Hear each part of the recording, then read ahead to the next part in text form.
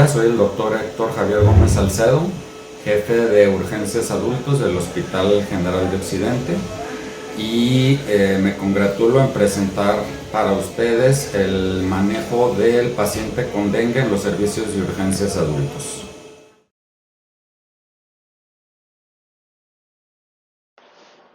El dengue tiene una variedad amplia de presentaciones clínicas. Afortunadamente, la mayoría son indetectables o se presentan en forma leve, hasta un 70%.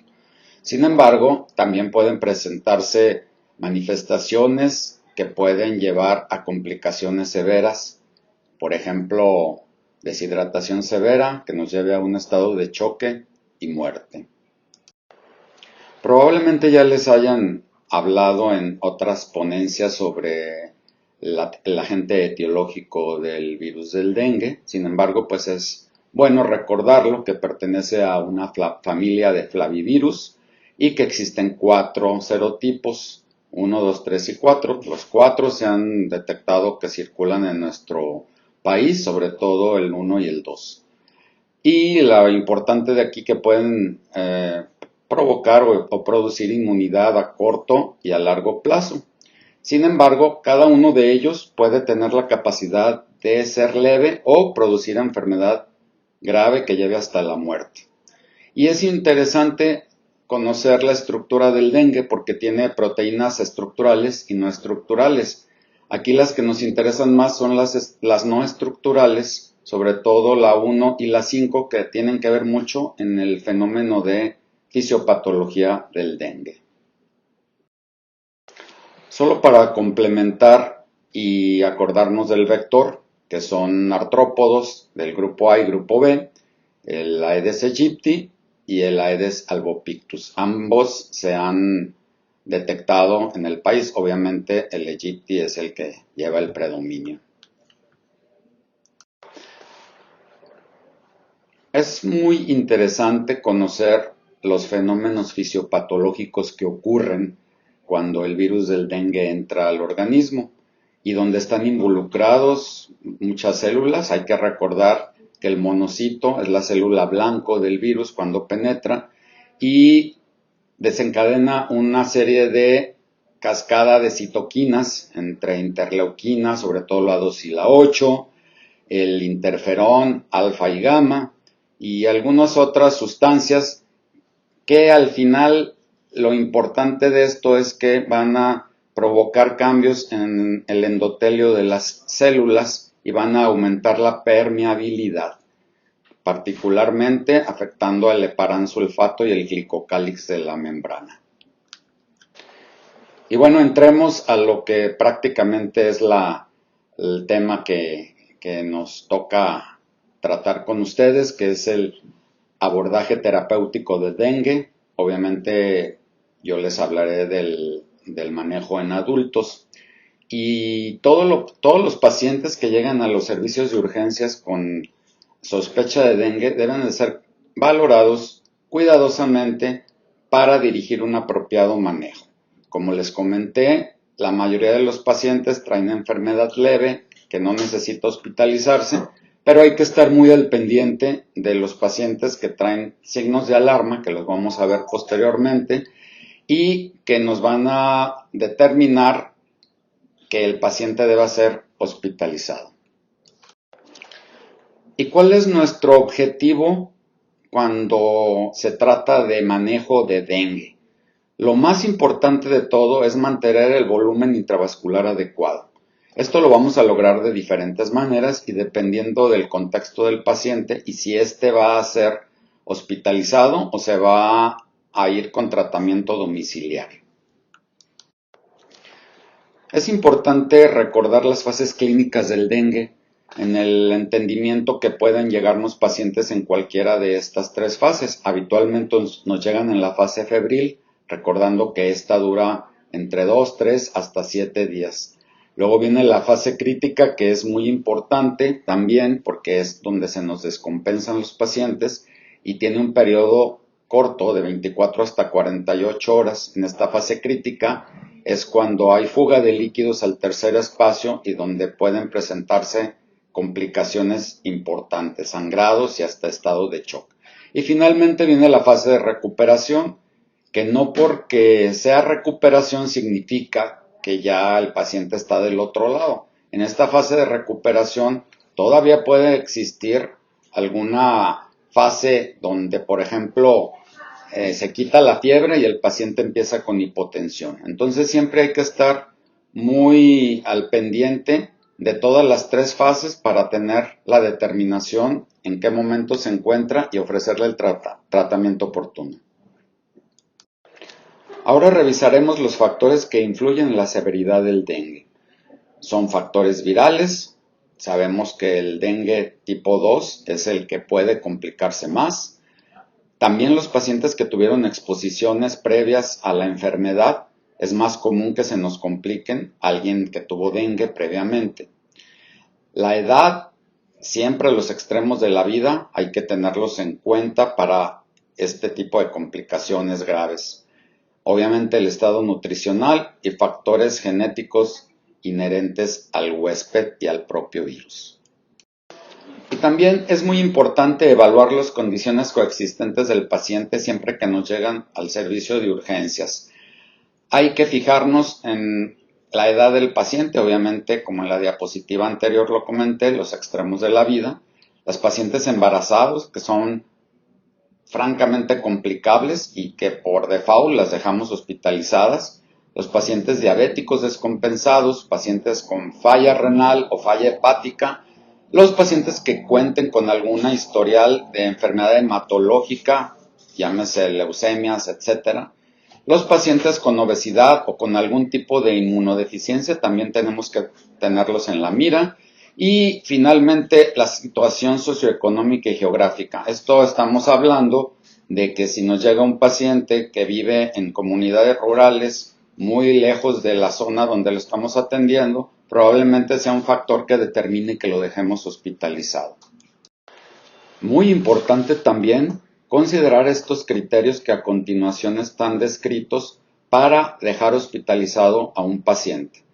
Pacientes con hipotensión, pacientes cuyo hematocrito esté arriba del 50%, lo que nos está hablando de una franca deshidratación y de fase de fuga de líquidos, que las plaquetas se encuentren menos de 50,000, es un parámetro para dejar internado a un paciente, y por supuesto la evidencia de sangrado por cualquier vía, sobre todo gastrointestinal y vaginal o por cualquier vía, es importante.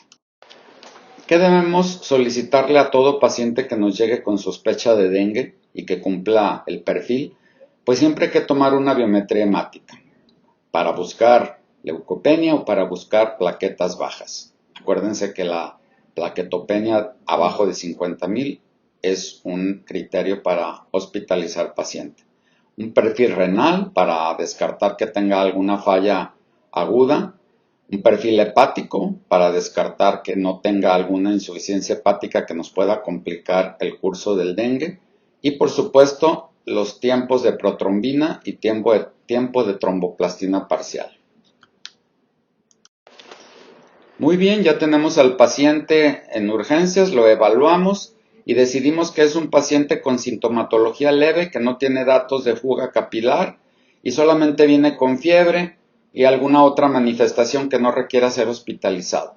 Lo vamos a derivar a su domicilio y le vamos a indicar que se hidrate de cualquier forma con los sueros orales que tenemos en cualquier institución.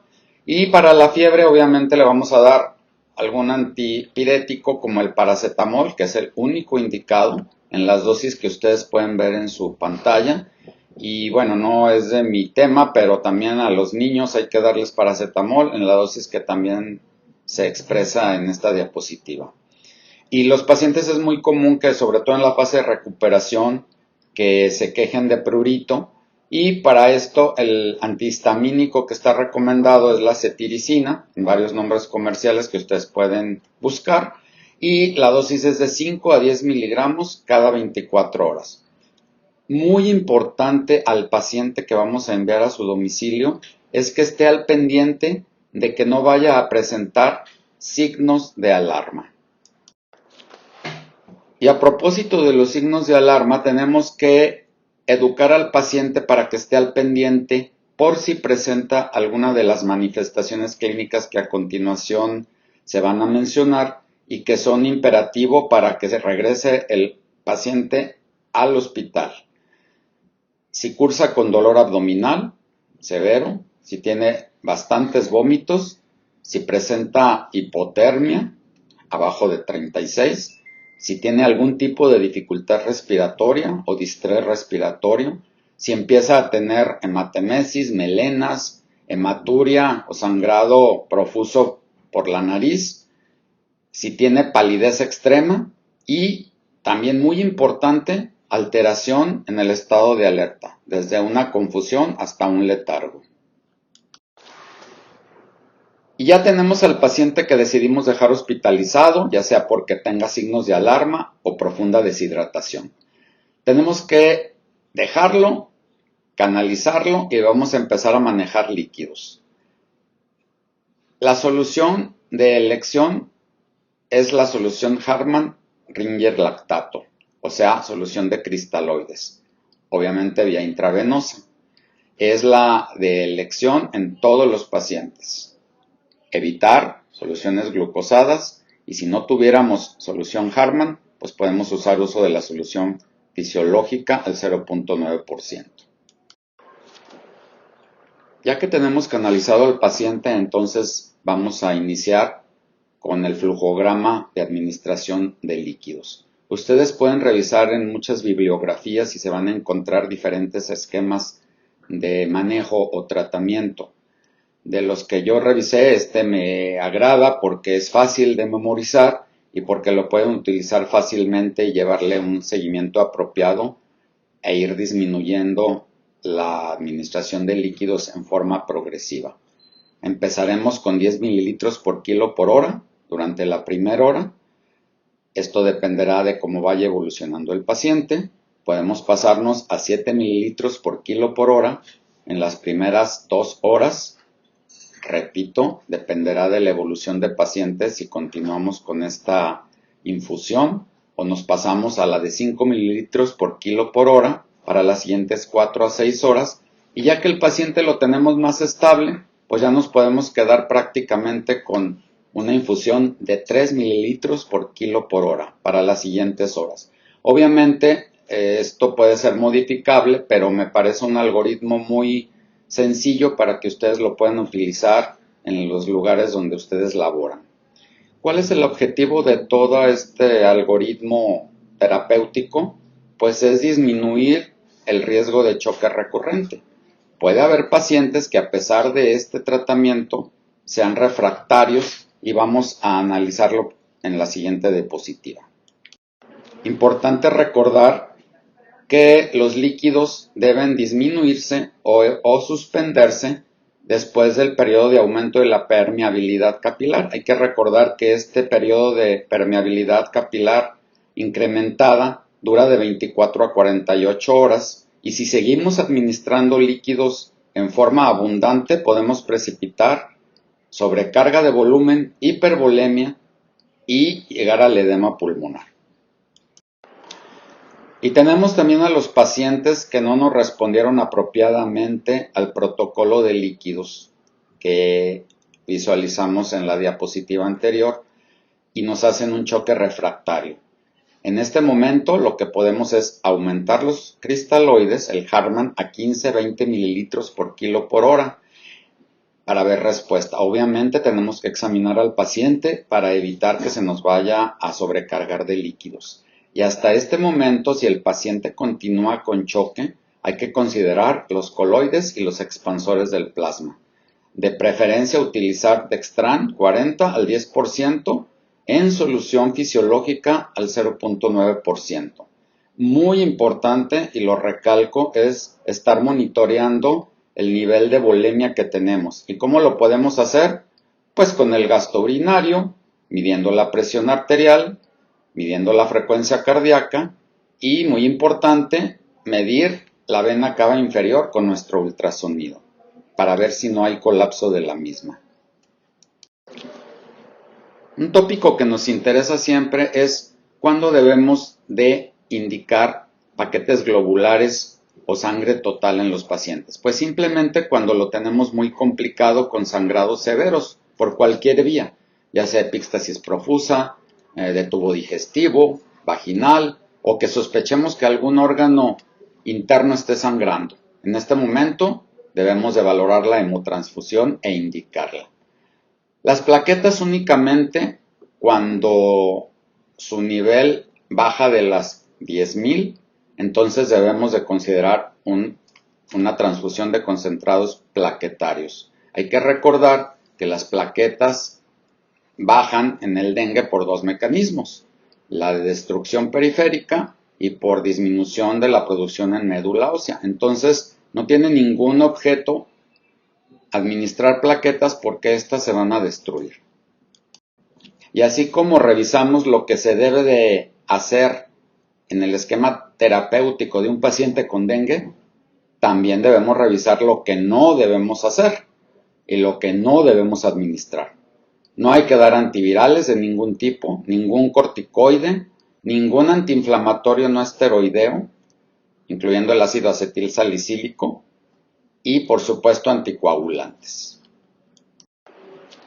Y bueno, me gustaría compartirles la experiencia que hemos tenido en el Hospital General de Occidente con respecto a dengue, sobre todo aquel brote que tuvimos en 2009 y que se coincidió con otro brote de influenza, y donde teníamos una alta demanda de pacientes porque las sintomatologías son muy parecidas inicialmente.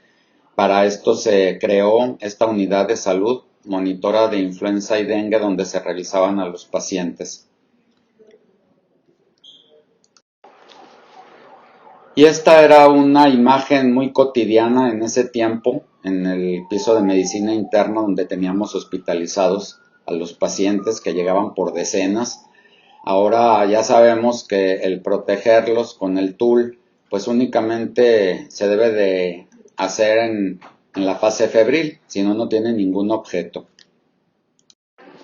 Y otra imagen habitual en esa época en el Hospital General de Occidente, todos con sus cubrebocas, algo parecido a lo que estamos viviendo con la pandemia actual por COVID, y inclusive se instaló una unidad móvil para detección de dengue e influenza.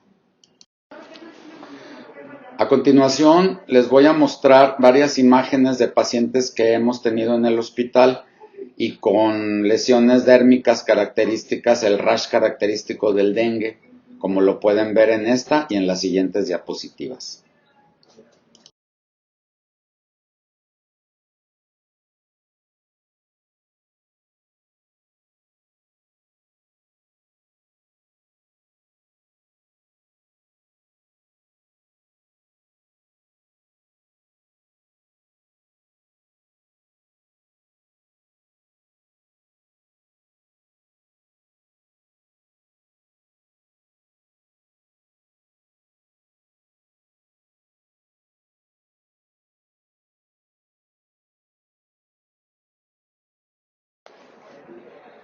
Por mi parte es todo, agradezco su atención, traté de compactar los puntos más importantes que les sean de utilidad en su práctica clínica. Buen día.